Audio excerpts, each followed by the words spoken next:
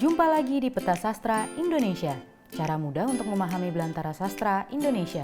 Cukup ingat 11 kata kunci yang berhubungan dengan perkembangan kita sendiri sebagai anak yang bertumbuh dewasa. Nah, katakanlah sekarang kita telah jadi dewasa dan dapat KTP.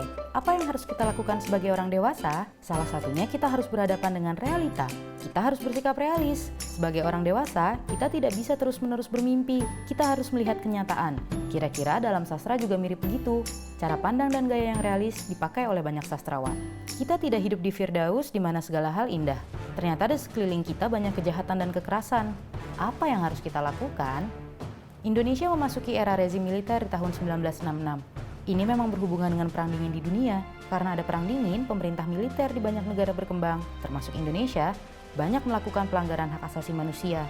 Orang ditangkap dan dipenjarakan tanpa proses hukum yang adil. Bahkan ada yang dianiaya, dibunuh, atau dihilangkan.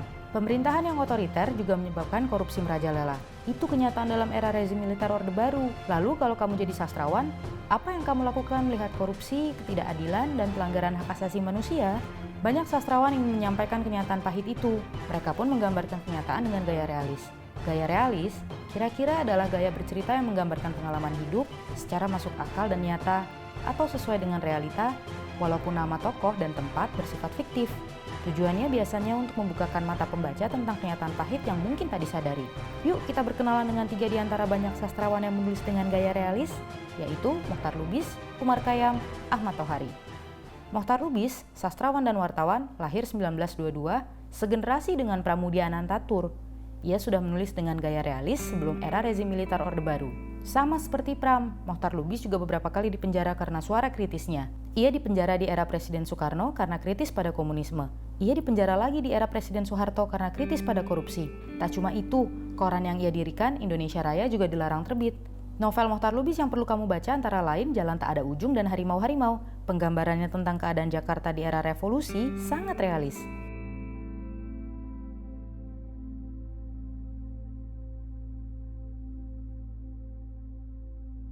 Umar Khayyam, lahir 1932, adalah sastrawan dan dosen. Ia juga guru besar sastra di Universitas Gadjah Mada. Umar Khayyam banyak menulis dengan latar belakang peristiwa 65-66. Di tahun 65, 66, dan beberapa tahun setelahnya, ada ratusan ribu orang ditangkap, dipenjarakan, bahkan dihilangkan karena dituduh sebagai anggota Partai Komunis. Begitu banyak keluarga yang anggota dekat atau jauhnya menjadi korban. Umar Khayyam menulis banyak kisah tentang keluarga biasa yang terkena dampak peristiwa itu. Misalnya, novel Let Sri Sumara 1975 dan novel Para Priai 1992. Ia menggambarkan realitas manusia dari perspektif tokoh cerita.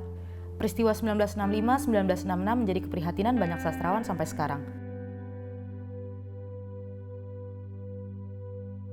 Selain Umar Khayyam, Ahmad Tohari juga menulis tentang itu dalam seri novel Ronggeng Dukuh Paruk yang terbit mulai 1981. Novel ini menceritakan tentang kisah cinta seorang penari ronggeng bernama Serintil dan tentara bernama Rasus di sebuah pedesaan kecil Dukuh Paruk. Oh iya, novel ini juga sudah difilmkan dengan judul Sang Penari loh.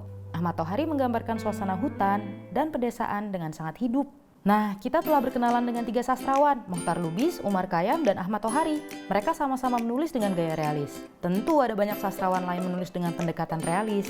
Tapi, nanti ternyata realisme tidak cukup loh bagi para penulis lain. Seperti apa ya karya yang tidak realis?